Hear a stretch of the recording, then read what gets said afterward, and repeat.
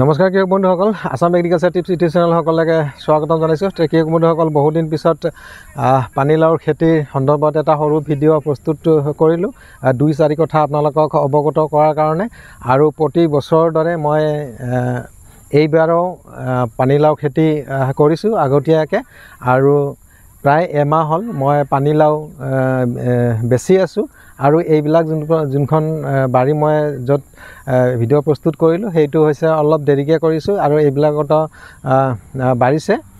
আৰু কৃষক বন্ধুসকল, এই পানীলাও খেতিৰ আচলতে 2-4টা কথা মূলতে হ'ল, যিহেতু এতিয়াও বৰষুণ কম বেছি পৰিমাণে পৰে আৰু একেই লেঠাৰিয়ে যদি 2-4 দিন বা 5 দিন তেনেকৈ যদি বৰষুণ পৰি থাকে, গতিকে সেই সন্দৰ্ভত বা সেইখিনি সময়ত আপোনালোকৰ যদি লাও গছবিলাক এনেকুৱা হয়, গতিকে সেইখিনি সময়ত আপোনালোকে কি কৰিব বা কি ধৰণৰ ভেঁকুৰনাশক আপোনালোকে ব্যৱহাৰ কৰিব যাতে গছবিলাক বৰষুণৰ মাজতো ঠিকে থাকে। গতিকে সেই সন্দৰ্ভে 2-এটা কথা কোৱাৰ কাৰণে মই আজিৰ এই ভিডিঅ'টো প্ৰস্তুত কৰিলোঁ।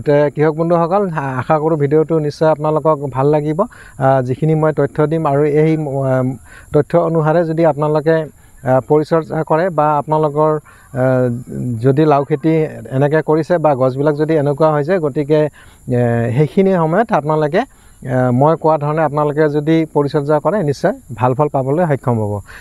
কৃষক বন্ধুসকল, মই প্ৰথমতে গছবিলাক দেখুৱাই লৈছোঁ। মোৰ যোনখন পানীলাওৰ জাতিলাওৰ যোনখন বাৰী হয়, গতিকে মই প্ৰথমতে আপোনালোক দেখুৱাম আৰু 2-4 কথা অৱগত কৰিম। কৃষক বন্ধুসকল, আশা কৰোঁ ভিডিঅ'টো আপোনালোকে লাইক শ্বেয়াৰ কৰিব আৰু কিবা কথা থাকিলে আপোনালোকে কমেণ্ট কৰিব। যিকোনো খেতি সন্দৰ্ভত যিকোনো সমস্যা বা যিকোনো বেমাৰে হওক বা যিকোনো পোক পৰুৱাৰ আক্ৰমণেই হওক, গতিকে এইবিলাক কেনেকৈ প্ৰতিহত কৰিব পাৰি, গতিকে সেই সন্দৰ্ভত যদি আপোনালোকৰ কিছু বা কিবা কথা যদি জানিবলগীয়া থাকে, গতিকে আপোনালোকে কমেণ্ট কৰিব, মই নিশ্চয় ৰিপ্লাই দি দিম। কৃষক বন্ধুসকল, মই প্ৰথমতে এই পানীলাও হওক বা জাতিলাও হওক, আপোনালোকে যিয়ে নকওক, যেতিয়া গছবিলাকৰ আপোনাৰ এনেকুৱা হ'ব, এনেকুৱা এটা গ্ৰথ পাই যাব। এয়া দেখিছে গছজোপা মোৰ হেংদালি পাইছে, এইটো চাওক, এইখন হেংদালি, এই গছটো চাওক, ইয়াৰ পৰা এইখিনিলৈকে প্ৰায় 4 ফুট দীঘল হৈ গৈছে। যেতিয়া আপোনালোকৰ পানীলাওৰ গছজোপা এনেকুৱা হ'ব, হেংদালি পাই 3 পৰা 4 ফুট এনেকৈ উঠি যাব, তেতিয়া আপোনালোকে কি কৰিব, এই যোনটো আগ হয়, আপোনালোকে এই আগটো ইয়াতে ছিঙি দিব। এনেকৈ আপোনালোকে ছিঙি দিব। চাওক, মই এনেকৈ ছিঙি দিলোঁ, মই নখেৰে ছিঙিলোঁ, কিন্তু আপোনালোকে কি কৰিব, পাৰিলে নতুন ব্লেডেৰে আপোনালোকে কাটি দি দিব। তেতিয়া কি হ'ব, ইয়াৰ পৰা যিবিলাক পোখা ওলাব, এই পোখাবিলাকৰ পৰা আপোনালোকে অতিৰিক্ত ফল পাবলৈ সক্ষম হ'ব।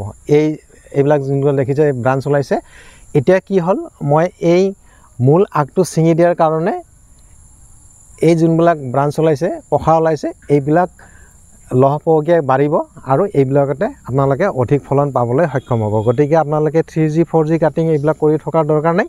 আপোনালোকে অকল যেতিয়া হেংদালি পাই 3-4 ফুট দীঘল হ'ব আগডাল, আপোনালোকে মূল আগটো একেবাৰে অলপমান ব্লেডেৰে কাটি দিব। তাৰপিছত চাব, সেই গছজোপাৰ বহুতো ঠাল ঠেঙলি ওলাব বা ব্ৰাঞ্চ ওলাব, বা যিবিলাক আমি পোখা বুলি কওঁ, পোখা ওলাব, আৰু এই পোখাবিলাকত অতিৰিক্ত ফল পাবলৈ আপোনালোকে সক্ষম হ'ব। কৃষক বন্ধুসকল, মূল কথা হ'ল যে যেতিয়া আপোনালোকৰ পানীলাওৰ গছ এনেকুৱা হ'ব, এইখিনি সময়ত বিভিন্ন বেমাৰ আজাৰ লাগিব পাৰে। আৰু যদি অতিৰিক্ত বৰষুণ পৰি থাকে, একেই লেঠাৰি হয়তো 3-4-5 দিন, আপোনালোকে কি কৰিব, ফাংগিচাইড, বিশেষকৈ চাফ হওক বা বেবিষ্টিন হওক, আপোনালোকে প্ৰতি লিটাৰ পানীত 3 গ্ৰামকৈ মিহলাই আপোনালোকে স্প্ৰে কৰিব। যেতিয়া দেখিব যে বৰষুণ 2-4 ঘণ্টাৰ কাৰণে এৰিছে, সেইখিনি সময়ৰ ভিতৰতে আপোনালোকে স্প্ৰে এটা কৰাই দিব। বৰষুণ কমাৰ লগে লগে বা বৰষুণ এৰাৰ লগে লগে 2 ঘণ্টা যদি আপোনালোকে স্প্ৰে কৰাৰ 2 ঘণ্টা পিছতো যদি বৰষুণ হয়, কিন্তু সেই বেবিষ্টিন বা চাফে যথেষ্ট আপোনালোকৰ কামত দিব। আৰু বিভিন্ন ভেঁকুৰনাশক পোৱা যায়, গতিকে সেইবিলাকো আপোনালোকে হয়তো স্প্ৰে কৰিব পাৰে। মই প্ৰথমতে ক'লোঁ পানীলাও যিহেতু, গতিকে ইমান দামী কীটনাশক হওক বা ভেকুৰনাশক হওক আপোনালোকে ব্যৱহাৰ কৰিব নালাগে। আপোনালোকে সদায় কম দামৰ ভিতৰত আপোনালোকে স্প্ৰে কৰক, যাতে কম খৰচতে আপোনালোকে কৰিব পাৰে। আৰু আপোনালোকে নহ'লে কি কৰিব পাৰে, যদি ভাবে যে অলপ ভালৰ ভিতৰত কৰোঁ, আপোনালোকে টাটা মাষ্টাৰ বা ৰেডমিল গ'ল্ড কৰিব পাৰে অলপ ভালৰ ভিতৰত। আৰু নহ'লে আপোনালোকে নৰ্মেল যোনটো চাফ মই স্ক্ৰীনত দি দিছোঁ, চাফ, বেবিষ্টিন আৰু টাটা মাষ্টাৰ বা ৰেডমিল গ'ল্ড এইবিলাক আপোনালোকে স্প্ৰে কৰিব। তেতিয়া দেখিব যে আপোনালোকৰ যিমানে বৰষুণ হওক আপোনালোকৰ গছবিলাক সুৰক্ষিত থাকিব আৰু সুস্থ সবল গছ থাকিব, আৰু সময়ত এই গছবিলাকৰ পৰা অতিৰিক্ত ফলন পাবলৈ আপোনালোকে সক্ষম হ'ব। তো কৃষক বন্ধুসকল, এইখিনিতে আৰু এটা কথা কৈ থওঁ, আপোনালোকে এই ভেকুৰনাশক ব্যৱহাৰ কৰাৰ সমান্তৰালভাৱে আপোনালোকে যিকোনো কীটনাশক আপোনালোকে অলপকৈ মিহলাই সেই ভেকুৰনাশকৰ লগত আপোনালোকে স্প্ৰে কৰিব। তেতিয়া কি হ'ব, যিবিলাক হয়তো পোক পৰুৱা আছে সেই পোক পৰুৱাবিলাক নধৰিব। আৰু সদায় কীটনাশক ব্যৱহাৰ কৰোঁতে আপোনালোকে যিহেতু পানীলাও হয় বা এইবিলাক একেবাৰে যিহেতু কোমল, গতিকে আপোনালোকে ফাংগিচাইডে হওক বা কীটনাশকৰ পৰিমাণটো আপোনালোকে সদায় কমকৈ ৰাখিব, নহ'লে গছজোপাত হয়তো বেলেগ ধৰণে ক্ষতি হ'ব পাৰে। গতিকে আপোনালোকে তেনেকৈ স্প্ৰে কৰিব পাৰে। তো কৃষক বন্ধুসকল, আজিৰ ভিডিঅ'টোত বিশেষ একো নাই। আৰু পৰৱৰ্তী সময়ত মই ভাবিছোঁ এতিয়া ৰেগুলাৰ ভিডিঅ' আপোনালোকে পাই থাকিব। আৰু যদি খেতি সন্দৰ্ভত কিবা আপোনালোকৰ কথা থাকে বা যিকোনো সমস্যা সন্দৰ্ভত যদি আপোনালোকৰ কিবা প্ৰশ্ন থাকে আপোনালোকে কমেণ্ট কৰিব। তো কৃষক বন্ধুসকল, আজিলৈ ভিডিঅ'টো এৰিছোঁ। ধন্যবাদ।